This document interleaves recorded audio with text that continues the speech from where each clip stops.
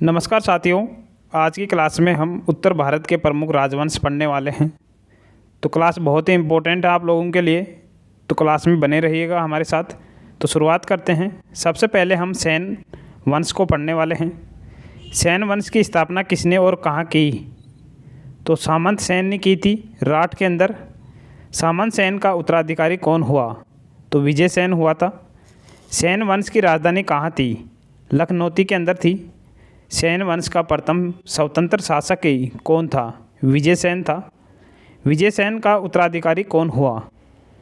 बल्लाल सेन हुआ था। आगे है बल्लाल सेन द्वारा रचित प्रचलित ग्रंथ है, तो वो है दान सागर और अद्भुत सागर। बल्लाल सेन किस प्रथा को बढ़ावा दिया? जाति प्रथा एवं कुलीन प्रथा को बढ़ावा दिया था। लक्ष्मण सेन कब गद्दी पर बैठा? 1178 ईस्वी में। लक्ष्मण सेन का दरबारी कवि कौन थे? तो जयदेव थे। विजय सेन कौन सा धर्म का अनुयायी था? तो शैव धर्म का अनुयायी था। देवपाड़ा में झील और शिव का मंदिर का निर्माण किसने करवाया? विजय सेन ने करवाया था। किसे सेन वंश में एक नए संवत चलाने का यश प्राप्त है? तो किसे है? लक्ष्मण सेन को। लक्ष्मण सेन का न्यायाधीश तथा मंत्री कौन था? हल्लायुद्ध था। जयदेव रचित ग्रंथ है, कौन सा है? गीत गोविंद। काफ़ी इंपॉर्टेंट क्वेश्चन है, बार बार एग्जाम में पूछा जाता है ये क्वेश्चन, तो इसे रट लेना। जयदेव रचित ग्रंथ है गीत गोविंद। सेन वंश के संस्थापक सामंत सेन और किस नाम से जाना जाता है? तो ब्रह्मा क्षत्रिय के नाम से जाना जाता है। पवन दूत किसने लिखी है? तो दोही ने लिखी है। विजय सेन का गुणगान में विजय प्रशस्ति किसने लिखी? श्री हर्ष ने लिखी है। आर्य सप्तशती की रचना किसने की है? गोवर्धन ने की है। बंगाल का अंतिम हिंदू शासक कौन था? लक्ष्मण सेन था। नेक्स्ट टॉपिक रहने वाला है वंश है हमारा गढ़वाल वंश। कौन सा है? गढ़वाल वंश। गढ़वाल वंश की स्थापना कब हुई? 1080 से 85 ईसा पूर्व में। गढ़वाल वंश का संस्थापक कौन था? चंद्रदेव था। गढ़वाल शासकों को दूसरे किस नाम से जाना जाता था? काशी नरेश के रूप में जाना जाता था। गढ़वालों की राजधानी क्या थी? वाराणसी। चंद्रदेव ने मुस्लिमों से कौन सा कर वसूल किया? तुरस्क दंड नामक कर वसूल किया था। गढ़वाल वंश का महानतम शासक कौन था? गोविंद चंद्र था। गोविंद चंद्र का मंत्री कौन था? लक्ष्मीधर था। कौन था? लक्ष्मीधर। लक्ष्मीधर ने कौन सी ग्रंथ की रचना की? कृत्यकल्पतरु ग्रंथ की रचना की है। गढ़वाल वंश का अंतिम शासक कौन था? जयचंद था। जयचंद गद्दी पर कब बैठा? 1170 ईसा पूर्व में।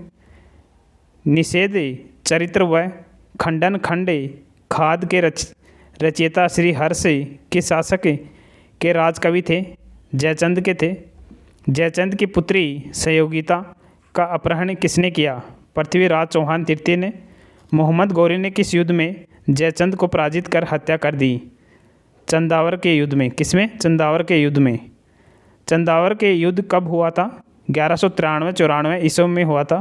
चंदावर के युद्ध किसके साथ हुआ? जयचंद व एवं मोहम्मद गौरी के बीच में हुआ था। श्री हर्ष ने कौन सी ग्रंथ की रचना की? नेस्द चरित्र की रचना की थी। जयचंद का पुत्र हरिश्चंद्र किसके अधीन शासन करता था? मोहम्मद गौरी के अधीन करता था। नेक्स्ट वंश है चौहान वंश। चौहान वंश की स्थापना किसने की? वासुदेव चौहान ने की है। चौहान वंश की स्थापना किस सदी में की गई? 6ठी सदी में। वासुदेव ने अपनी राजधानी कहाँ स्थापित किया? अहिछत्र में। चौहान वंश का पहला पूर्ण स्वतंत्र शासक कौन हुआ? वाकपतिराज। कौन हुआ था? वाकपतिराज। राजस्थान के अजमेर नगर की स्थापना किसने की? अजय राज द्वितीय ने की थी। अरण्यराज की हत्या किसने की? तो पुत्र जगदेव ने की थी। अजय राज किस धर्म का विरोधी था? तो जैन धर्म का विरोधी था अजय राज। चौहान वंश का सबसे प्रतापी शासक कौन था? विग्रहराज चतुर्थ, जिसे विशल देव कहते थे।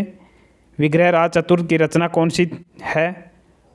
हरिकेली नाटक है। विग्रहराज चतुर्थ का दरबारी कवि कौन था? सोमदेव था। सोमदेव ने कौन सी ग्रंथ की रचना की? ललित विग्रह की। चौहान वंश का अंतिम शासक कौन था? पृथ्वीराज तृतीय। मोहम्मद गौरी को 1178 ईस्वी में किसने हराया था? गुजरात के चालुक्य शासक मूलराज द्वितीय ने हराया था।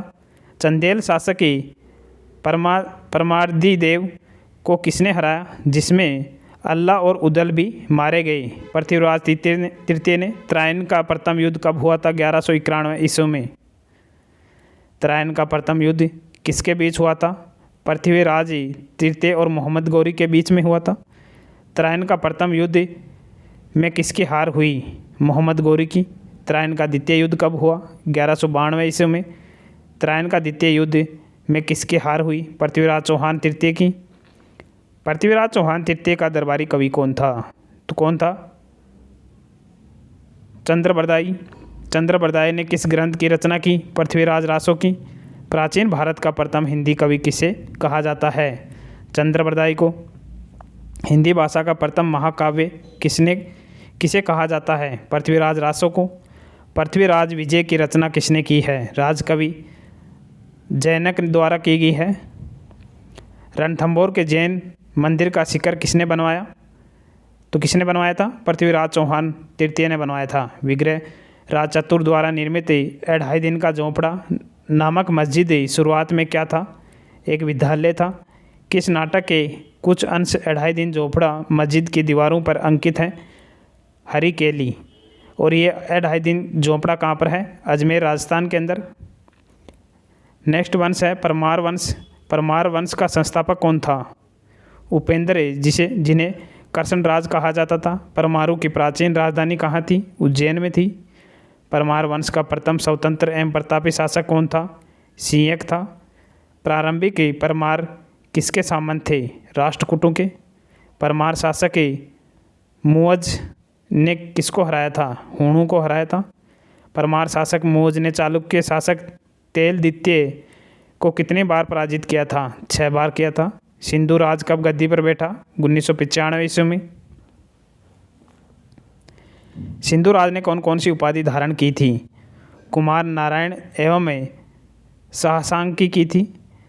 मुअज ने कौन कौन सी उपाधि धारण की थी? श्री वल्लभ, पृथ्वी वल्लभ एवं अमोघ वर्ष की। धार नगरी को किसने स्थापित किया? राजा भोज परमार ने। भोज परमार ने कौन कौन से मंदिरों का निर्माण करवाया? केदारेश्वर, सोमेश्वर, सोमनाथ और रामेश्वर आदि मंदिरों का निर्माण करवाया है। राजा भोज ने अपनी राजधानी में किस मंदिर का निर्माण करवाया था? तो राजधानी के अंदर सरस्वती मंदिर का निर्माण करवाया था। भोज को किस उपनाम से जाना जाता है? तो कविराज के रूप में जाना जाता है। भोज के समय साहित्य का मक्का किसे कहा जाता था? तो धार को कहा जाता था। भोजपुर नगर की स्थापना किसने किया था? राजा भोज ने किया था। नेक्स्ट वंश है हमारा चंदेल वंश। तो चंदेल वंश का संस्थापक कौन था? ननुक था। कौन था? ननुक। तो सभी वंश के संस्थापक याद रखना, एग्जाम में पूछे जाते हैं और एक राजधानी पूछ ली जाती है। तो चंदेलु की प्रारंभिक राजधानी कहाँ थी? खजुराहो में। खजुराहो के प्रसिद्ध चतुर्भुज मंदिर का निर्माण किसने करवाया? यशोवर्मन ने। किसने? यशोवर्मन ने। चंदेल वंश का सबसे प्रसिद्ध राजा कौन हुआ? तो कौन हुआ था? धंगदेव। यशोवर्धन ने अपनी राजधानी कहाँ बनाई? महोबा में। प्रतिहार राजा देवपाल को किसने हराया? यशोवर्मन ने। धंगदेव ने कहाँ जल समाधि ले ली थी? प्रयाग संगम में। धंगदेव द्वारा निर्मित मंदिर कौन कौन से हैं? तो विश्वनाथ का है, वेदनाथ का है एवं जिननाथ का है। कालिंजर के अजय दुर्ग का निर्माण किसने करवाया? धंगदेव ने करवाया था। चंदेल शासकों द्वारा बनाए गए मंदिर कहाँ हैं? खजुराहो में हैं। शाही वंश की सहायता के लिए महमूद गजनवी के विरुद्ध सेना किसने भेजी? गंडदेव ने। चंदेल वंश का अंतिम शासक कौन था? परमादिर देव। कंदारिया महादेव मंदिर का निर्माण 999 ईस्वी में किसके द्वारा किया गया? धंगदेव के द्वारा। भारत की विशालतम नंदी मूर्ति किस मंदिर परिसर में स्थापित है? तो यह कंधारिया महादेव मंदिर में स्थापित है। अल्लाह उद्दल नामक 2 सेना नायक किसके दरबार में थे? परमार्दी देव के दरबार में थे। नेक्स्ट टॉपिक है हमारा सोलंकी वंश, जो चालुक्य के नाम से जाने जाते हैं। सोलंकी वंश की स्थापना कब हुई? तो 942 ईस्वी में हुई थी। सोलंकी वंश की स्थापना किसने की है? मूलराज प्रथम ने की है। सोलंकी वंश की राजधानी कहाँ थी? अनिहलवाड़ में थी। कहाँ थी? अनिहलवाड़ में। मूलराज प्रथम किस धर्म को मानता था? तो शैव धर्म को मानता था। महमूद गजनवी के आक्रमण के समय गुजरात का शासक कौन था? भीम प्रथम था। भीम प्रथम ने आबू पर्वत को किससे छीना था? परमाणु से छीना था। अहमदाबाद की स्थापना किसने की? कर्ण ने की थी। जयसिंह कब गद्दी पर बैठा? 1094 ईस्वी में। जयसिंह ने कौन सी उपाधि धारण की थी? सिद्धराज की। प्रसिद्ध जैन आचार्य हेमचंद्र सूरी किसके दरबार में रहते थे? जयसिंह के। सिद्धपुर का प्रसिद्ध रुद्र महाकाल मंदिर निर्माण किसने करवाया? जयसिंह। सिद्धराज ने। चालुक्य शासक कुमारपाल को जैन धर्म के प्रभाव में किसने लाया? हेमचंद्र सूरी ने। सभी चालुक्य शासक किसके उपासक थे? शिव के। 1178 ईस्वी में आबू पर्वत के निकट मोहम्मद गौरी को किसने हराया? मूलराज द्वितीय ने। गुजरात का अंतिम हिंदू शासक कौन था? कर्ण द्वितीय था। वस्तुपाल एवं तेजपाल किसके मंत्री थे? भीम द्वितीय के। सोलंकी वंश का अंतिम शासक कौन था? भीम द्वितीय।